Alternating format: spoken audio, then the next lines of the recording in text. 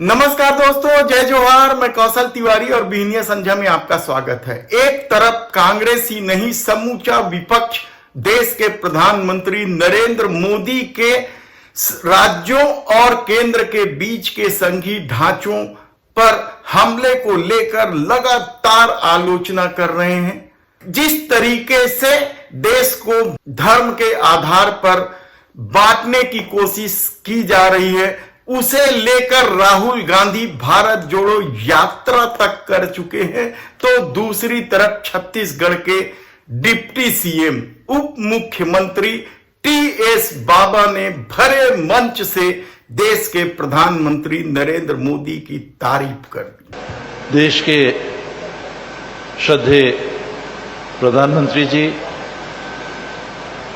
नरेंद्र मोदी जी,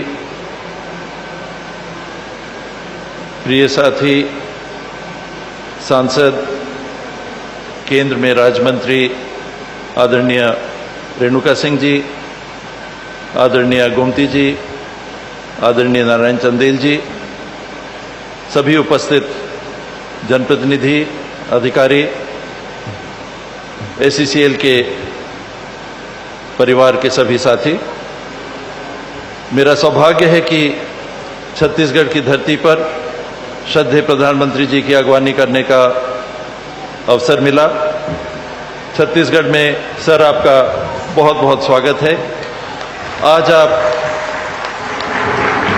देने आए हैं, बहुत सारी चीजें देते रहे हैं, दे रहे हैं और भविष्य में भी मिलती रहेंगी, ऐसा मेरा विश्वास। आज rail corridor, 9 critical care block, sickle cell के ग्रसित नागरिकों को उनकी बेहतर प्रचार, पहचान और बेहतर उपचार के लिए जो कार्ड का सिलसिला चालू है, उसमें आज आपने अपनी उपस्थिति से गति दी है। छत्तीसगढ़ में हमने अभी ये पाया है कि लगभग हर 10 में एक व्यक्ति सिकल सेल से ग्रसित हैं। ये आदिवासी समाज के भी हैं, पिछड़े वर्ग के भी हैं, अन्य समाज के भी हैं, और इनके लिए केंद्र के माध्यम से ध्यान आकर्षित करके जो काम हो रहा है, हमारे संविधान की संघीय व्यवस्था में, केंद्र के मार्गदर्शन में राज्य अपनी जिम्मेदारी निभाते हुए सदैव काम करता रहा है। और मैं ये कहने से भी नहीं चूकना चाहूंगा कि मेरे अनुभव में मैंने भेदभाव महसूस नहीं किया। राज्य से हम लोगों ने अगर काम किया और मांगा तो बतौर हक, बतौर एक साथी केंद्र सरकार की ओर से कभी हाथ तंग नहीं रहे। और मेरा विश्वास है कि आने वाले समय में इस देश को, इस प्रदेश को मिलकर अपनी संघीय ढांचे की व्यवस्था में निरंतर हम आगे बढ़ाते रहेंगे, चाहे वो स्वास्थ्य का क्षेत्र हो, चाहे शिक्षा का क्षेत्र हो, चाहे औद्योगिकीकरण का क्षेत्र हो, चाहे रोजगार का क्षेत्र हो। सभी क्षेत्रों में ये साझा भागीदारी से हम विकास सतत करते रहेंगे। यह तारीफ क्यों की गई, इसे लेकर सवाल ही नहीं उठ रहे हैं, बल्कि आम कांग्रेसियों में बाबा की इस भूमिका को लेकर कई तरह के सवाल उठ रहे हैं, उनकी आलोचना हो रही है। दरअसल छत्तीसगढ़ में कांग्रेस के भीतर की अपनी लड़ाई को हर कोई जानता है कि किस तरीके से मुख्यमंत्री भूपेश बघेल और डिप्टी सीएम टीएस बाबा के बीच लंबे समय से पद को लेकर लड़ाई चल रही है। लेकिन डिप्टी सीएम बनने के बाद यह माना जा रहा था कि बाबा खुश हो गए हैं। तो पहला सवाल तो इस तारीख को लेकर यही उठ रहा है कि क्या टीएस बाबा डिप्टी सीएम पद पाकर खुश नहीं? दूसरा सवाल जो उठ रहा है वह भी बेहद महत्वपूर्ण है, तो क्या चुनाव में कमजोर प्रत्याशी चाहते हैं इसलिए तारीफ की गई है, या फिर बाबा कांग्रेस से सचमुच नाराज है? यह सवाल इसलिए महत्वपूर्ण है क्योंकि जब समूचा विपक्ष भारतीय जनता पार्टी यानी मोदी सत्ता की करतूतों को लेकर लगातार प्रहार कर रहा है, यही नहीं देश के प्रधानमंत्री ने संवैधानिक संस्थाओं को ही नहीं, संघीय ढांचों पर भी कुठाराघात किया है। किस तरीके से 3 कृषि कानून लाकर राज्यों के अधिकारों पर हमला किया था, यह किसी से छिपा नहीं। और कई सारे ऐसे मामले हैं जब देश के प्रधानमंत्री नरेंद्र मोदी ने फेडरल स्ट्रक्चर यानी संघीय ढांचे को खत्म करने की कोशिश की, लेकिन टीएस बाबा अपने व्यक्तिगत अनुभव को सार्वजनिक मंच पर साझा करते हुए देश के प्रधानमंत्री नरेंद्र मोदी की तारीफ कर दी। लेकिन देश के प्रधानमंत्री नरेंद्र मोदी ने क्या किया? वे आए थे तो 6350 करोड़ रुपए की परियोजना का शिलान्यास करने, लेकिन वे छत्तीसगढ़ के मुख्यमंत्री भूपेश बघेल रोड़ा बता रहे थे विकास में, और टीएस बाबा उन्हें सहयोगी बता रहे थे। कितना विरोधाभास है दोनों की बातों में, यह आम लोगों को भी समझ में नहीं आएगा। लेकिन कांग्रेस के कार्यकर्ता जो भारतीय जनता पार्टी से लगातार लड़ रहे हैं, देश की अखंडता और समरसता और भाईचारा को लेकर लगातार लड़ रहे हैं, उनसे यदि आप चर्चा करेंगे तब पता चलेगा कि बाबा ने क्या कर डाला। लेकिन देश के प्रधानमंत्री सिर्फ भूपेश बघेल की आलोचना तक ही नहीं रुके हैं, बल्कि उन्होंने लफाजी का फिर एक नया रिकॉर्ड कायम कर दिया। इससे पहले जब आए थे वे साइंस कॉलेज के मैदान में, यह 2.5 महीने में दूसरा दौरा है देश के प्रधानमंत्री नरेंद्र मोदी का, और इससे पहले जब वे साइंस कॉलेज में आए थे तो भी झूठ बोलकर चले गए थे। और अब उन्होंने G20 को लेकर जो कुछ कहा वह सिवाय लफाजी का और कुछ नहीं है।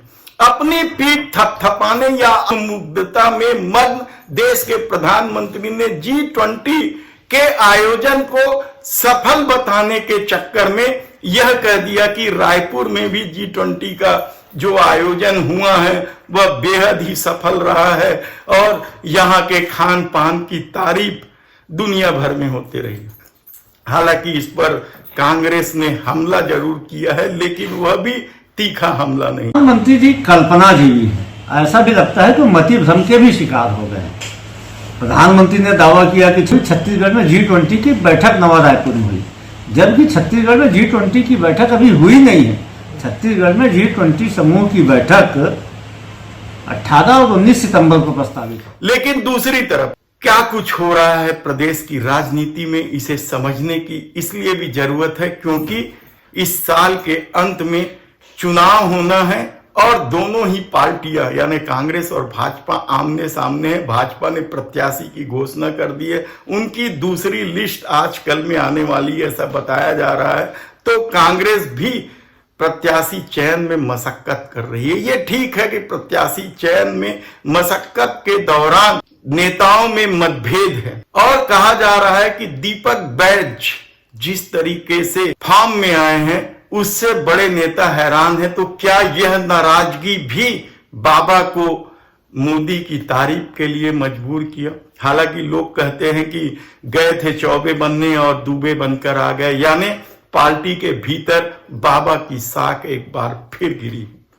यानी सोचिए कि किस तरीके से बाबा खुद अपने पैरों पे कुल्हाड़ी मारे हैं, कहा जाए तो गलत नहीं होगा, क्योंकि यह खबर न केवल प्रदेश के कांग्रेसियों को चौंकाने वाला है बल्कि राष्ट्रीय नेतृत्व को भी हैरान करने वाला है कि बाबा आखिर उस मोदी की तारीफ वह भी संघीय ढांचे को लेकर या सहयोग को लेकर कैसे कर सकते हैं, जबकि मोदी सरकार पर संघीय ढांचे यानी फेडरल स्ट्रक्चर पर ही हमला करने का आरोप। यही नहीं, बाबा ने शायद यह भी जानने की कोशिश नहीं की कि इससे पहले देश के प्रधानमंत्री नरेंद्र मोदी ने जो परियोजनाओं की घोषणा की है छत्तीसगढ़ में, उसका क्या असर है। अभी तो 6350 करोड़ की योजनाओं का घोषणा किया गया है, लेकिन रमन राज के दौरान भी उन्होंने कई योजनाओं की घोषणा की। उन योजनाओं का क्या यकीन नहीं करेंगे, यह 80,000 करोड़ रुपए से की परियोजनाएं हैं।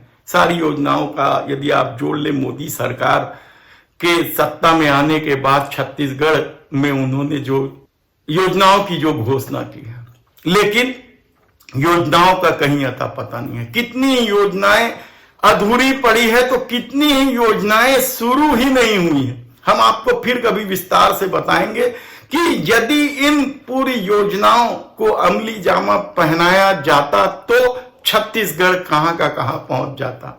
लेकिन सिर्फ लफाजी, यानी चुनावी साल है तो योजनाओं की घोषणा कर दो और यही बहाना पार्टी का प्रचार कर दो, यानी पार्टी के प्रचार के लिए प्रधानमंत्री पद से यात्रा का जो खर्चा है वह सरकार उठा ले। यह मोदी सरकार की नीयत रहती है और शायद यही वजह है कि जब आप देखेंगे कि इस तरह की योजनाओं की घोषणा किस दौरान ज्यादा की जाती है, जब राज्यों में चुनाव होने वाले रहते हैं। उसके ठीक पहले प्रधानमंत्री नरेंद्र मोदी योजनाओं का पिटारा लेकर जाते हैं ताकि पार्टी का खर्चा बच जाए और सरकारी खर्चा में ही प्रचार प्रसार पूरी भारतीय जनता पार्टी का हो जाए। लेकिन आने वाले दिनों में हम आपको बताएंगे कि बाबा ने जो तारीफ की है मोदी का, उसका क्या असर होने वाला है और बाबा को खुद इस तारीफ का खामियाजा किस तरीके से भुगतना पड़ेगा। धन्यवाद।